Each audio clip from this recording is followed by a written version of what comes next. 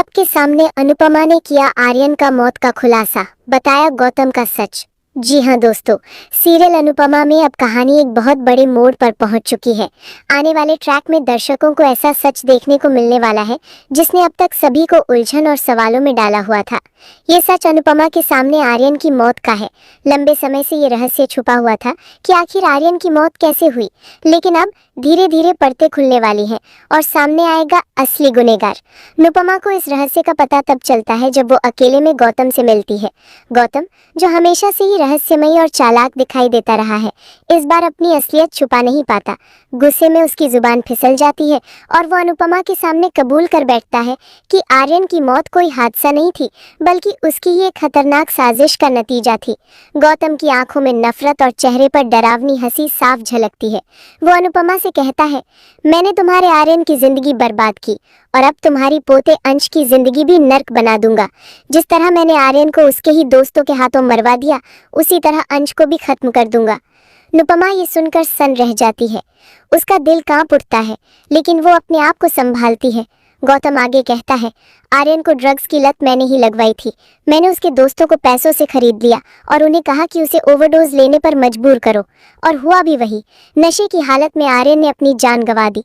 बाहर से सबको ये एक हादसा लगा, लेकिन सच्चाई ये है कि ये सब मेरी चाल का नतीजा था। गौतम की बात सुनकर अनुपमा की आंखों में गुस्से और दर्द के आंसू आ जाते हैं। उसका दिल चिल्ला उठता है, तूने मेरे आर्यन की जान ले ली। लेकिन गौतम वही नहीं रुकता। वो हंसते हुए अनुपमा को और भी ताने देता है। वो कहता है, तुम्हें लगता है कि अगर तुम ये सच सबको बताओगी तो कोई तुम्हारी बात मानेगा? भूल जाओ अनुपमा, इस घर में मोटी बा और ख्याति तुमसे नफरत करती हैं। वे मेरी बातों पर ज्यादा भरोसा करती हैं, तुम्हारी बातों पर नहीं। तुम चाहे कितनी भी कोशिश कर लो, तुम्हें कोई सच नहीं मानने वाला। अनुपमा को ये सुनकर अंदर तक झटका लगता है। एक ओर उसे अपनी पोते की मौत का सच मिला है और दूसरी ओर ये चुनौती भी कि उसे इस सच को दुनिया के सामने साबित कैसे करना है। लेकिन अनुपमा हार मानने वालों में से नहीं है। वो अपने भीतर से शक्ति जुटाती है और ठान लेती है कि चाहे कुछ भी हो जाए, वो गौतम की असलियत सबके सामने उजागर करेगी। अब अनुपमा की जिंदगी का मकसद सिर्फ एक है, आर्यन को इंसाफ दिलाना और अंश को गौतम की चालों से बचाना। उसे पता है कि ये रास्ता आसान नहीं होगा, क्योंकि गौतम ना केवल चालाक है, बल्कि परिवार के कुछ लोगों का विश्वास भी उसी पर है। मोटीबा और ख्याति जैसी शख्सियतें हर बार अनुपमा को गलत साबित करने पर तुली रहती हैं। ऐसे में अगर अनुपमा अचानक कहेगी कि गौतम ही आर्यन का कातिल है, तो हो सकता है कि लोग उसे पागल समझें या उस पर झूठा आरोप लगाने का ठप्पा लगा दें। यहीं से कहानी में असली ड्रामा शुरू होता है। अनुपमा खुद से सवाल करती है, मैं कैसे साबित करूं कि आर्यन की मौत के पीछे वही शख्स है जो आज मासूम बनकर सबका विश्वास जीत रहा है? कैसे बताऊं कि उसने मेरे पोते की जान छीन ली? अनुपमा को आर्यन की यादें घेर लेती हैं। उसकी आंखों के सामने आर्यन की मासूम हंसी, उसकी बातें और उसका अधूरा सपना घूमने लगता है। अनुपमा खुद से कहती है, आर्यन, मैं तुझे वादा करती हूँ कि तुझे इंसाफ दिलाऊंगी, चाहे इसके लिए मुझे कितनी भी मुश्किलों से गुजरना पड़े। मैं पीछे नहीं हटूंगी। गौतम दूसरी ओर और चालें चलना शुरू कर देता है। वो अंश के खिलाफ साजिश रचने लगता है ताकि धीरे धीरे उसे भी उसी दलदल में ढकेला जा सके जिसमें उसने आर्यन को ढकेला था। लेकिन अनुपमा अब हर पल सतर्क है। उसे पता है कि गौतम किसी भी हद तक जा सकता है। अब कहानी एक ऐसी स्थिति में पहुंच गई है जहां अनुपमा को अपने रिश्तों की परीक्षा देनी होगी। उसे न केवल गौतम की पोल खोलनी है, बल्कि अपने परिवार को ये विश्वास दिलाना है कि वो झूठ नहीं बोल रही। इस सफर में उसे बहुत विरोध, ताने और अपमान सहने पड़ेंगे, लेकिन उसकी आत्मा और माँ का दिल उसे हारने नहीं देंगे। ये ट्रैक दर्शकों को भावनाओं और सस्पेंस की गहराई में ले जाने वाला है। एक और अनुपमा का मातृत्व और उसकी लड़ाई है, तो दूसरी ओर गौतम की शातिर साजिशें। अब सवाल यह है कि क्या अनुपमा सच में गौतम का असली चेहरा सबके सामने ला पाएगी? क्या वो आर्यन को इंसाफ दिला पाएगी और क्या अंश को बचाने में कामयाब होगी? फिलहाल तो इतना तय है कि आने वाले एपिसोड्स में दर्शकों को एक के बाद एक बड़े खुलासे देखने को मिलेंगे। अनुपमा और गौतम के बीच ये जंग अब और भी खतरनाक मोड़ लेने वाली है। अनुपमा ने ठान लिया है कि अब चाहे कुछ भी हो जाए, वो आर्यन की मौत का सच सबके सामने लाकर रहेगी। लंबे समय से पूरे घर में अनुपमा को ही दोषी ठहराया जा रहा था। हर कोई उसे ताने मारता, उस पर शक करता और यहाँ तक कि उसे आर्यन की मौत का असली गुनहगार मान बैठा था। लेकिन अब अनुपमा ने ये साबित करने की ठान ली है कि वो निर्दोष है और असली अपराधी कोई और है। जब गौतम ने गुस्से में आकर खुद अनुपमा के सामने ये कबूल कर लिया कि उसने ही आर्यन की जान ली, तो अनुपमा समझ गई कि यही मौका है सच को सामने लाने का। उसके भीतर एक आग जल रही थी, अपने पोते को इंसाफ दिलाने की आग और खुद पर लगे झूठे आरोपों से मुक्त होने की आग। अनुपमा बिना वक्त गवाए सीधे कोठारी निवास पहुंचती है। पूरे घर के लोग हॉल में बैठे हुए हैं। जैसे ही वो अंदर कदम रखती है, सबकी निगाहें उसी पर टिक जाती हैं। माहौल अचानक भारी और तनावपूर्ण हो जाता है। अनुपमा की आंखों में दृढ़ता और चेहरे पर आत्मविश्वास झलक रहा होता है। वो सीधे बीचों बीच खड़ी होकर ऊंची आवाज में कहती है, आप सब मुझे आर्यन का कातिल समझते थे ना? दिन रात मुझे ताने मारते थे, मुझे गलत साबित करते थे। मैंने कितनी बार कहा कि मैंने कुछ नहीं किया, पर कोई मेरी बात मानने को तैयार नहीं हुआ। आप सब ने मुझे अकेला कर दिया, पर आज मैं आप सबको सच्चाई बताने आई हूँ। असली गुनहगार आपके घर के अंदर ही बैठा है। असली कातिल कोई और नहीं बल्कि आपका दामाद गौतम है। जैसे ही ये सुनाई देता है, पूरे घर के पैरों तले जमीन खिसक जाती है। सबके चेहरों पर हैरानी और अविश्वास साफ झलकता है। मोटी बा गुस्से में खड़ी होकर चिल्ला उठती है, क्या बकवास कर रही हो अनुपमा? दिमाग खराब हो गया है तुम्हारा? हमारे जमाई पर उंगली उठाने की हिम्मत कैसे हुई तुम्हारी? निकल जाओ मेरे घर से। हमारा जमाई ऐसा घटिया काम कर ही नहीं सकता। तुम खुद को बचाने के लिए हमारे जमाई पर इल्जाम लगा रही हो। शर्म आनी चाहिए तुम्हें। ख्याति भी तिल मिलाकर बोल उठती है, अनुपमा जी, आपकी हिम्मत कैसे हुई हमारे परिवार की इज्जत पर कीचड़ उछालने की? खुद गुनाह किया और अब बचने के लिए झूठ बोल रही हो। हमें आपसे ऐसी उम्मीद नहीं थी। शर्म करो अनुपमा, शर्म करो। अनुपमा उनकी बातें चुपचाप सुनती है, लेकिन उसकी आंखों में आंसू नहीं बल्कि सख्ती होती है। वो गहरी सांस लेती है और दृढ़ आवाज में कहती है, मुझे पहले से पता था कि आप लोग मेरी बात का यकीन नहीं करेंगे। आपने तो पहले ही मुझे गुनहगार मान लिया था, लेकिन आज मैं यहाँ सिर्फ बातें करने नहीं आई हूँ बल्कि सच का सबूत लेकर आई हूँ। यह सुनते ही गौतम का चेहरा फीका पड़ने लगता है। उसके माथे पर पसीना छलक उठता है। मन ही मन वो सोचता है, सबूत? कौन सा सबूत? मैंने तो सब प्लानिंग करके किया था। सबूत उसके पास कैसे आ सकता है? उसके होंठ सूख जाते हैं और वो घबराहट छुपाने के लिए जबरदस्ती मुस्कुराने की कोशिश करता है। अनुपमा धीरे धीरे अपना मोबाइल फोन बाहर निकालती है। पूरे हॉल में खामोशी छा जाती है। सबकी नजरें अब उसके हाथ में पकड़े फोन पर टिक जाती हैं। अनुपमा फोन का बटन दबाती है और अचानक से पूरे हॉल में गौतम की आवाज गूंजने लगती है। रिकॉर्डिंग चलती है जिसमें गौतम साफ साफ कबूल कर रहा होता है, मैंने ही आर्यन को उसके दोस्तों के हाथों मरवाया। मैंने ही उसे ड्रग्स की लत लगवाई। उसके दोस्तों को मैंने पैसे दिए ताकि वे उसे ओवरडोज लेने पर मजबूर करें, और वही हुआ। आर्यन नशे की हालत में मर गया। ये सब मेरी चाल थी और अब मैं अंश की जिंदगी भी बर्बाद कर दूंगा।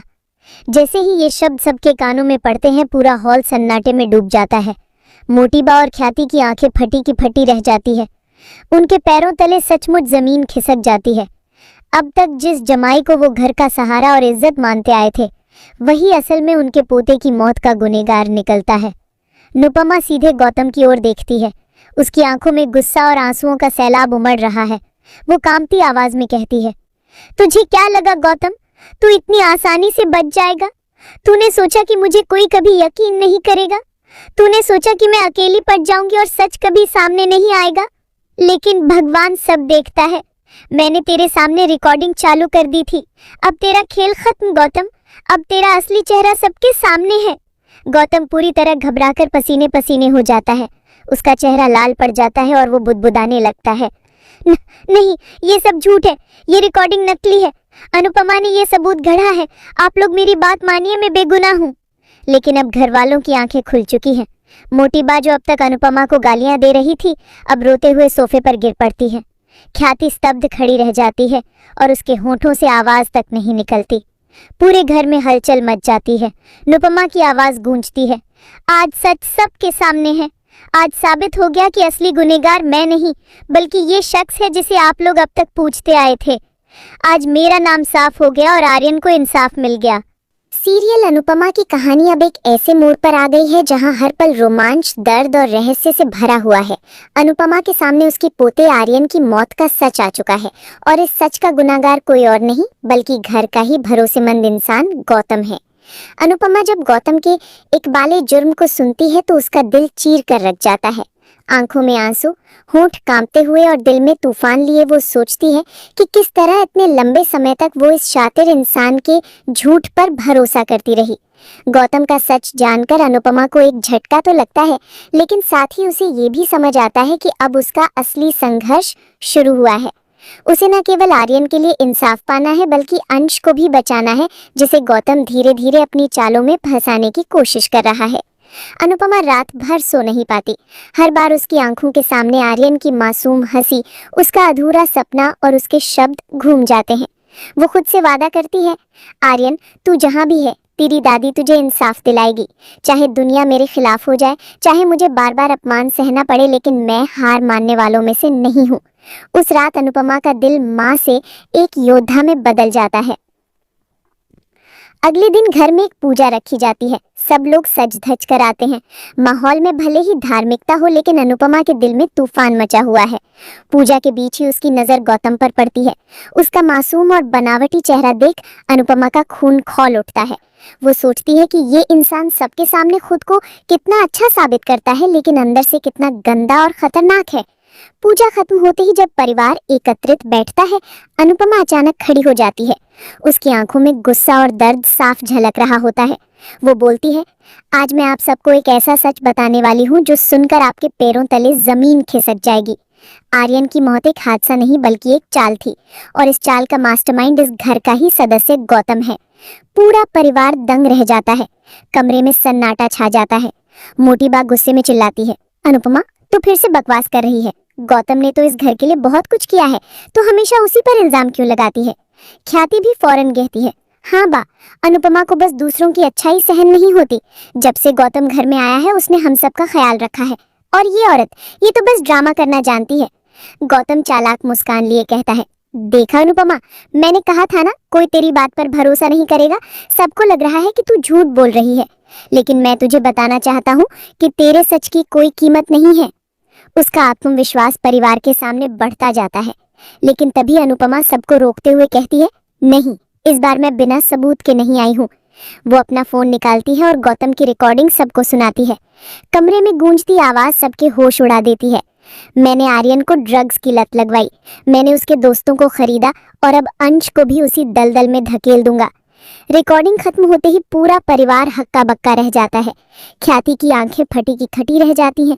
मोटी बा का चेहरा सन्न पड़ जाता है और गौतम के चेहरे पर हड़कंप मच जाता है। उसकी चालाकी अब सबके सामने उजागर हो चुकी थी। वनराज गुस्से में खड़ा होकर गौतम के कॉलर पकड़ लेता है, तूने हमारे बेटे को मारा, तूने उसकी जिंदगी बर्बाद कर दी। गौतम छूटने की कोशिश करता है और कहता है, ये सब झूठ है, ये रिकॉर्डिंग नकली है। अनुपमा ने सबको बेवकूफ बनाने के लिए इसे तैयार किया है। लेकिन अब उसकी बातों का असर किसी पर नहीं होता। अनुपमा कहती है, अगर ये रिकॉर्डिंग नकली होती तो तेरे चेहरे पर इतना डर क्यों है गौतम। मोटी बा और ख्याति जो हमेशा अनुपमा को गलत ठहराती थी, इस बार भी कहती है कि शायद ये कोई साजिश है। लेकिन परिवार के बाकी लोग, खासकर समर और पाखी, अनुपमा का साथ देते हैं। वे कहते हैं, हमारी माँ कभी झूठ नहीं बोल सकती, अगर माँ कह रही है तो ये सच है। गौतम अब बौखला जाता है। उसकी आंखों में पागलपन साफ झलकने लगता है। वो जोर जोर से हंसते हुए कहता है, ठीक है, मान लो मैंने ही सब किया, तो क्या कर लोगी तुम सब, मुझे जेल भेज दोगी। लेकिन याद रखना, मैं चाहे जेल जाऊं या ना जाऊं, अंश की जिंदगी तबाह जरूर होगी। मैं उसे चैन से जीने नहीं दूंगा। जैसे आर्यन मेरी चालों का शिकार हुआ, वैसे ही अंश भी बर्बाद हो जाएगा। उसकी धमकी सुनकर अनुपमा कांप जाती है, लेकिन अगले ही पल वो हिम्मत जुटाकर कहती है, गौतम तूने आर्यन को मुझसे छीना, लेकिन अब अंश को कुछ भी हुआ तो कसम है मुझे, मैं तुझे तेरी हर सांस का हिसाब दिलवाऊंगी।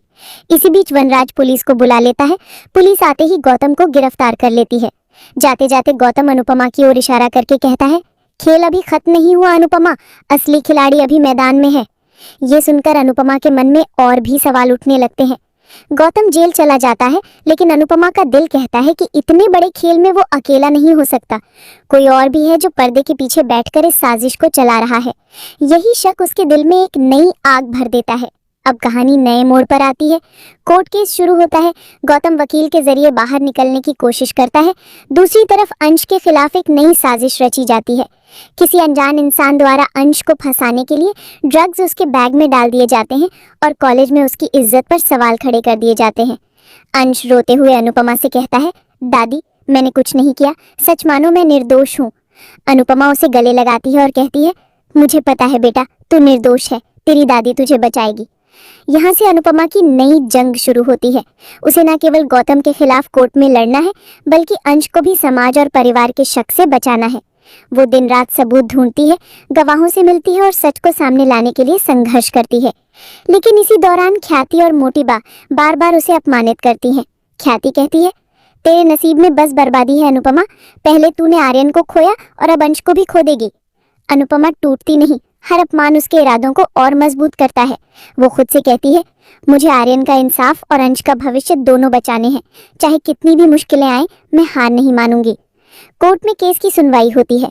गौतम का वकील अनुपमा को झूठा साबित करने की कोशिश करता है, लेकिन अनुपमा हर सवाल का डटकर जवाब देती है। मैं झूठ बोल सकती हूँ, ऐसा सोचने वाले लोग कभी माँ के दर्द को समझ ही नहीं सकते। मेरे पोते की मौत हादसा नहीं, हत्या थी और मैं इस सच को साबित करके रहूंगी। अब कहानी एक और बड़े खुलासे की तरफ बढ़ती है।